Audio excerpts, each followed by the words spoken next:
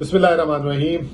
अच्छा जी, state bank ने आज शरह सूद का ऐलान करना था अगले 2 माह की पॉलिसी का, और मेरी तवक्को के हिसाब से फैसला नहीं हुआ, मार्केट की तवक्को के हिसाब से फैसला हुआ और स्टेट बैंक ने जो है शरह सूद को बरकरार रखा। और उसकी वजह बरकरार रखने की यह है कि मुल्क में महंगाई अभी भी जो है वो समझते हैं कि बहुत ज़्यादा है, और उनके हिसाब से जो गैस की कीमतें बढ़ी हैं उससे जो है महंगाई उनकी तवक्को से ज़्यादा बढ़ गई है, जिसकी वजह से उन्होंने अभी फिलहाल जो है शरह सूद को बरकरार रखा है। दूसरी तरफ उन्होंने कहा कि जो शरह नमू के उनके तखमीने हैं उसमें कोई तब्दीली नहीं है, 2.1%। मुल्क का जो जारी खसारा जिसे करंट अकाउंट डेफिसिट कहते हैं, वो कह रहे हैं कि वो काफ़ी अभी अच्छा नीचे जा रहा है। वो समझ रहे हैं कि मुल्क के रिजर्व्स में इजाफा होगा जब स्टेट बैंक जब IMF की बोर्ड की मीटिंग होगी। इसके अलावा वो समझते हैं कि मुल्क के बजट खसारा वगैरह में भी काफी इंप्रूवमेंट हुई है। ये जब 4 बातें उन्होंने बोली और ऊपर ये बोला कि शरह सूद बरकरार, तो या तो ऊपर वाली बात या नीचे वाली बात में कोई दम नहीं है, उसमें जो है ये अभी तक इनके शक्को बात है, या ऊपर गलती की है इन्होंने। मैं समझता हूं कि स्टेट बैंक को जो है यहाँ पे शरह सूद को नीचे करना चाहिए था, और अगर कर भी देते तो कोई फर्क नहीं पड़ना था, क्योंकि इस वक्त जो स्टेट बैंक का शरह सूद है वो है 22%, और मार्केट में अभी स्टेट बैंक ने भी 3-4 दिन पहले स्टॉक एक्सचेंज से जो है 19.5% पे जो है पैसा उठाया है। तो कहाँ 22%, कहाँ 19.5%। इस वक्त जो शरह सूद की कमी जो है वो सबसे ज्यादा जिसे कहते हैं कि हुकूमत पाकिस्तान के मफाद में है, क्योंकि हुकूमत पाकिस्तान का 90% से ज्यादा जो है बजट, 90% से ज्यादा जो टैक्स की आमदनी है वो सूद की अदायगी में जा रही है। तो इसका मतलब यह है कि पूरी हुकूमत चलाने के लिए जो है इनको कर्ज लेना पड़ रहा है, और वो कर्ज जो है मजीद अगली आने वाली नस्लों पर भी बढ़ेगा, जो हमारे जैसे लोग हैं उन पर भी बढ़ेगा, और फिर इनको फैसले करने पड़ेंगे। तो स्टेट बैंक ने क्या आज बोला, क्योंकि बात यह कि एक तो इनका जो है मालियाती स्टेटमेंट आता है, उसके बाद स्टेट बैंक जो है एनालिस्ट ब्रीफिंग करती है, और उसमें फिर वो बताती है, एक प्रेजेंटेशन दी उन्होंने, तो उसमें वो बताती है कि क्या वो देख रहे हैं मईशत के बारे में। तो जैसे मैंने ये कहा कि स्टेट बैंक ने जो 4 बातें की हैं वो चारों की चारों वो दलील खुद दे रहे हैं कि शरह सूद नीचे होना चाहिए, लेकिन क्यों नहीं किया। एक तो ये हो सकता है कि स्टेट बैंक जो माजी में अभी पिछले 1.5-2 सालों में वो पीछे रहे वक्त से ना, जिसे अंग्रेजी में कहते हैं, बिजनेस की जबान में कहते हैं बिहाइंड द कर्व। वो बिहाइंड द कर्व रहा और वो कैचअप करता रहा। अब वो बामुश्किल 22% पे पहुंचे हैं, तो उनको ऐसा लग रहा होगा अभी कि फिलहाल यहीं पे रोकते हैं, कहीं ये ना हो कि अगर हम जल्दबाजी में कम कर दें वापस बढ़ाना पड़े तो लोगों से तनकीद आती है। तो ये भी जो होता है, ये सेंट्रल बैंक का कॉन्फिडेंस समटाइम्स जो है वो जो है इतना पीक पे नहीं होता कि वो जो है फैसलों को बर वक्त कर सके। तो मैंने देखा कि हमारा स्टेट बैंक जो है, मेरा तकरीबन मईशत को कवर करते हुए 18-19 साल हो गए पाकिस्तान के, मुझे नहीं नजर आया कभी भी स्टेट बैंक ने बर वक्त चीजों को बढ़ाया हो या घटाया हो। थोड़ा सा टाइम लेते हैं ये। बहरहाल उसकी फिर एक कॉस्ट भी होती है। असेसमेंट स्टेट बैंक की जो है, मैं समझता हूं हम सारों से अच्छी होनी चाहिए कि ग्राउंड में क्या हो रहा है। जब मैं स्टेट बैंक का मॉनेटरी पॉलिसी स्टेटमेंट पढ़ता हूं तो मुझे ऐसा लगता है कि स्टेट बैंक जो है उसकी जो असेसमेंट है वो थोड़ी सी पुरानी है, वो बिल्कुल लेटेस्ट नहीं है। बहरहाल आपको बताते हैं कि स्टेट बैंक कहता है कि 29.2% महंगाई है। अगर वो कहते हैं कि गैस की कीमतें ना बढ़ती तो 26% रह जाती। अब इस 26% में गैस की कीमत कोई मैंने या आपने डिमांड की वजह से तो नहीं बढ़ाई ना, एक पुराना बैकलॉग था, तो वो उससे जो है शरह सूद को ऊपर रखने से गैस की कीमत तो अब कम नहीं होनी, बल्कि गैस की कीमत तो शमशाद साहिबा ने कहा है कि जनवरी में फिर बढ़ाएंगे हम, तो फिर जनवरी में भी आप रुकेंगे, ठीक है ना। दूसरी चीज वो ये कहते हैं कि ये 29% महंगाई में 13% जो है खाने पीने की अशिया की महंगाई है। अब खाने पीने की अशिया का सूद से क्या ताल्लुक है, मुझे कोई बताए। इस वक्त तो लोग 3 रोटी से 2 रोटी पे आ गए।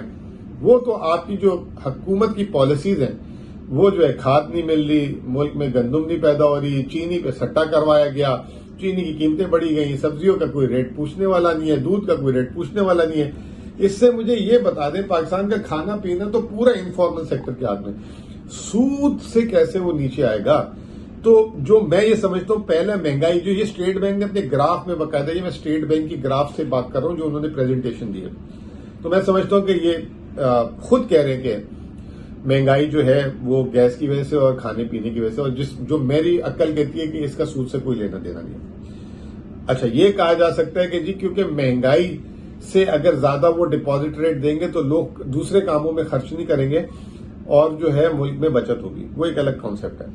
फिर एक चीज होती है कोर इन्फ्लेशन। कोर इन्फ्लेशन आपके लिए मैं आसान कर देता हूं कि वो वाली महंगाई जिसमें खाने पीने की और तेल की महंगाई ना हो, मतलब इन दो को निकाल के बाकी जो आइटम हम इस्तेमाल करते हैं उसकी कितनी महंगाई है।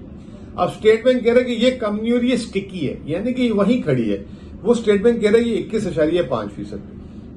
तो ये तो स्टिकी रहेगी, पूरा साल रहेगी।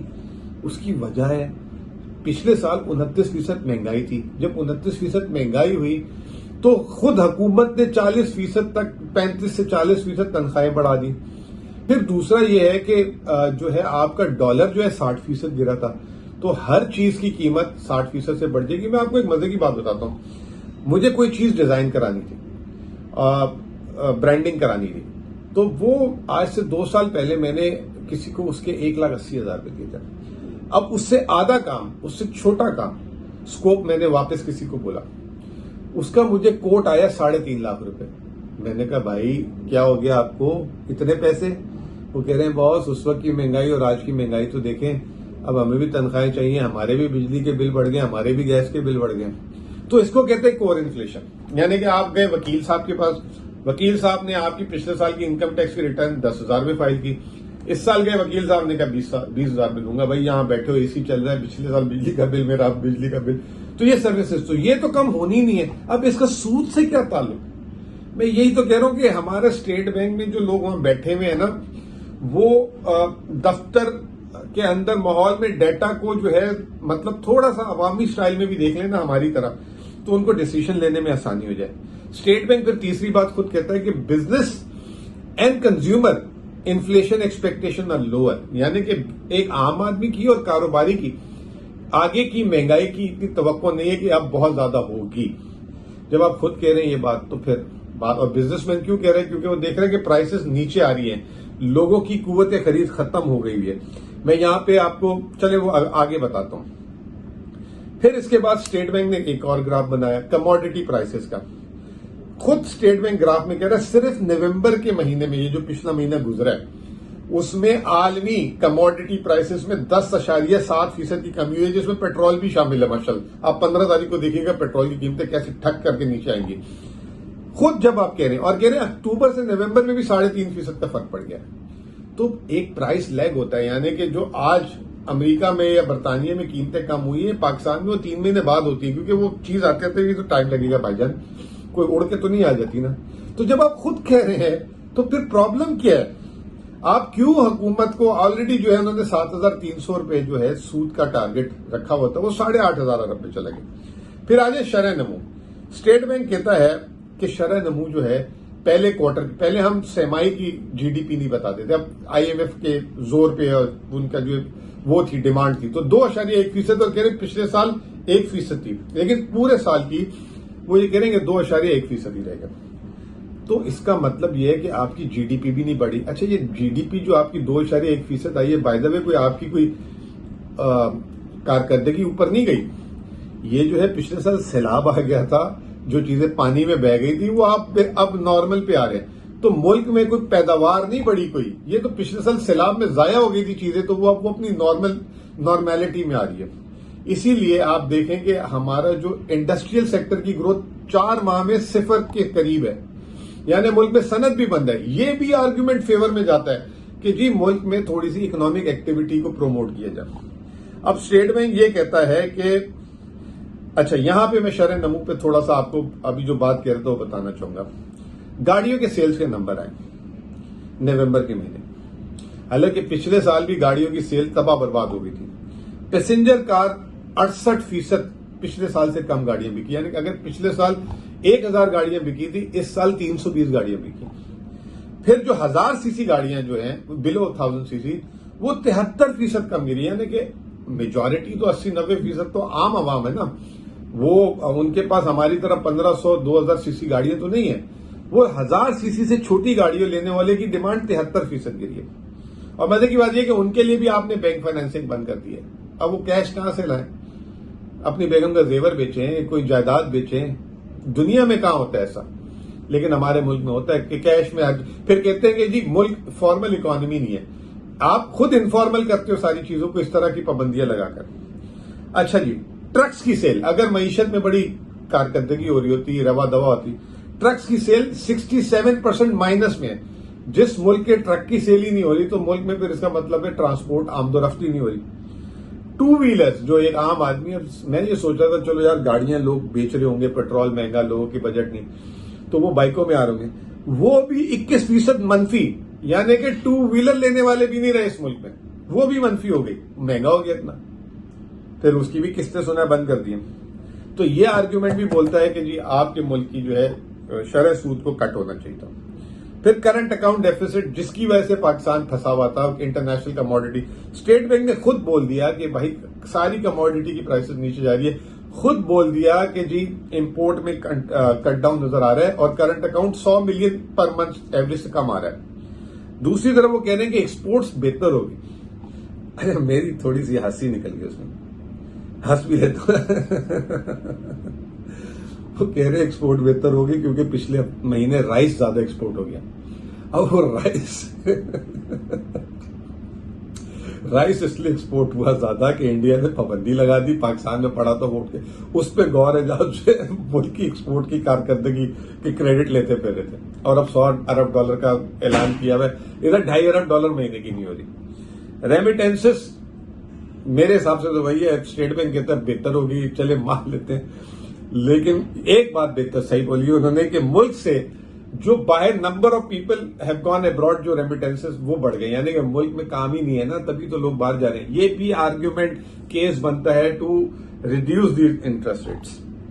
फिर अब आ जाए कि स्टेट बैंक ने कहा आखिरी में कि हमारे रिजर्व्स बेहतर हो जाएंगे अगर IMF की सिचुएशन, मतलब बोर्ड मीटिंग हो जाएगी उसके बाद हो जाएंगे। मैं भी एग्री करता हूं, लेकिन अगर हमें अपने मसाइल हल करने हैं तो सिर्फ IMF से पैसे और वर्ल्ड बैंक और ADB से नहीं, हमें फॉरेन डायरेक्ट इन्वेस्टमेंट चाहिए, हमें एक्सपोर्ट्स में बढ़ावा चाहिए, हमें रेमिटेंसेस में बढ़ावा चाहिए, हमें नॉन डेट फ्लो चाहिए, हमें रोशन डिजिटल चाहिए, ये तमाम चीजें चाहिए। स्टेट बैंक कहता है टैक्स और नॉन टैक्स रेवेन्यू में बेहतरी हुई। टैक्स रेवेन्यू 30% बेहतरी हुई, उसमें नो डाउट। एक तो ये कि जो बजट आया था उसमें तमाम टैक्सेस की शरह इतनी बढ़ा दी थी माशाल्लाह हर चीज की, तो उससे तो बढ़ना ही था टैक्स, ठीक है ना। इंपोर्ट्स तो कम हो रही है, GDP आपको मैंने खुद बता दिया, तो टैक्स कहां से आ रहे हैं? नया टैक्स पेयर तो अभी ये नोटिस निकाल रहे हैं, कह रहे हैं कि 20 लाख लोगों को हम लेकर आएंगे। नॉन टैक्स रेवेन्यू क्यों बढ़ा? पेट्रोलियम लेवी 60 रुपए लीटर हो गया और स्टेट बैंक का प्रॉफिट 1000 अरब रुपए पिछले साल का है, तो ये भी कोई कारकर्दगी तो नहीं हुई ना। अब स्टेट बैंक का प्रॉफिट तो अगले साल आएगा वापस, लेकिन उसकी वजह से कह रहे हैं कि बजट खसारा जो है हमारा कम हो गया। पाकिस्तान का जो बजट खसारे का मसला था वो यही था ना कि हमारे जो है अखराजात ज्यादा और आमदनी कम, तो अगर, और उसकी वजह से हमारा जो है फिर शरह सूद भी बढ़ रहा था। तो अगर वो भी आप खुद कह रहे हो कि कम हो रहा है तो शरह सूद क्यों नहीं कम हो रहा है? फिर स्टेट बैंक आखिर में खुद भी कह रहे हैं कि अगले साल जो है हम इन्फ्लेशन को नीचे देख रहे हैं और 5 से 7% देख रहे हैं। अब सोचें कि 5 से 7% ये हर मॉनेटरी पॉलिसी में लिख देते हैं और ये जो है बढ़ता रहता है, बढ़ता रहता है, बढ़ता रहता है। आप इसी को चेंज करते हैं। आप क्यों अपना मजाक उड़वाते हैं कि ये लिख के बार बार 5 से 7% हमारा टारगेट है? ये आप टारगेट कब अचीव किया आपने? कभी कोई एक आध महीना कोरोना का आ गया तो हो गया ऐसा, वरना कहां होता है? तो we have to be realistic on this also. आखिरी में स्टेट बैंक कहते हैं कि जी हमने जो मार्केट में जो पैसा फेंका हुआ मईशत को चलाने के लिए, वो 9,560 अरब रुपए फालतू फेंका हुआ था, वो कम होकर 8,400 अरब हो गया। जब आप ये कह रहे हैं कि वो भी कम हो गया तो फिर शरह सूद का केस बनता है। तो कहने का मतलब ये है कि टू समराइज इन 10 सेकेंड्स, मेरा अपना ख्याल ये है कि स्टेट बैंक ने जो खुद दलीलें दी हैं उस पर जो है रेट कट बनता था। ना रेट कट करना जो है हुकूमत के लिए और सबसे ज्यादा हमारे लिए मुश्किलात होंगी। स्टेट बैंक को इमरजेंट मीटिंग अगली मीटिंग से पहले करनी चाहिए और रेट कट करना चाहिए। बहुत बहुत शुक्रिया।